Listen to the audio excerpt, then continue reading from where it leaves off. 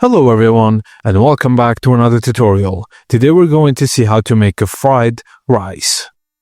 Firstly, rinse rice in a mesh strainer, swish until the water runs clear. This removes excess starch so the grains don't clump.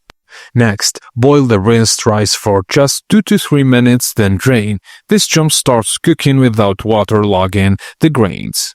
After that, set a strainer over a pot with a little water. The strainer shouldn't touch the water. Now add rice. Poke a few chimneys with chopsticks for airflow. Cover with foil and a lid and steam 15 minutes until just cooked and bit dry at al dente. Then spread the rice on a sheet pan to cool quickly. Dry rice is better fried rice. Now lightly beat eggs and scramble in a hot wok skillet.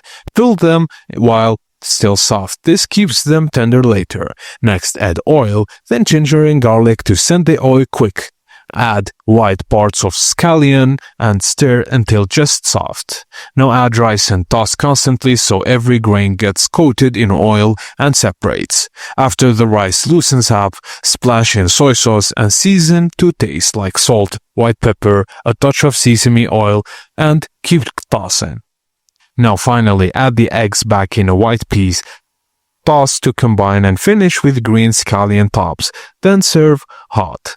And that's it guys, as simple as that. Thank you for watching and please don't forget to like and subscribe for more.